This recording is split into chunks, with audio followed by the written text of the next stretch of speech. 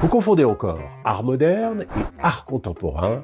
Je vous rassure, c'est normal, même les spécialistes s'y perdent. En réalité, la différence est moins une question de style que d'époque et surtout de rapport au monde. Je vous explique. L'art moderne émerge à la fin du 19e siècle. On est en pleine révolution industrielle, la photo vient d'être inventée, alors les artistes se demandent à quoi bon peindre le réel si une simple boîte peut le faire. Les artistes modernes se rebellent donc contre l'art classique et décident d'explorer autre chose.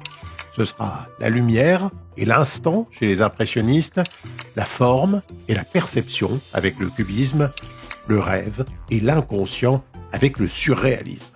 L'objectif, repousser les limites de l'art, chercher la vérité, l'émotion, parfois même une forme d'utopie, parce que oui, les artistes modernes portent un certain espoir dans le progrès et l'idée que l'art peut améliorer l'humanité. Mais alors, à quel moment est-ce qu'on bascule de l'art moderne vers l'art contemporain ? C'est un peu flou.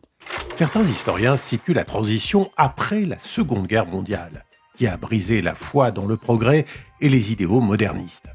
D'autres la placent dans les années 1960-70 avec l'essor d'une économie globale et la société de consommation. Ce qui est sûr, c'est que l'art contemporain est plus difficile à classer en style précis. On y trouve aussi bien l'expressionnisme abstrait de Pollock ou Rothko, le pop art de Warhol ou Lichtenstein, le street art de Haring à Banksy, les installations, les performances, le land art, l'art vidéo, l'art numérique. C'est finalement plus la diversité des médias qui caractérise les œuvres contemporaines.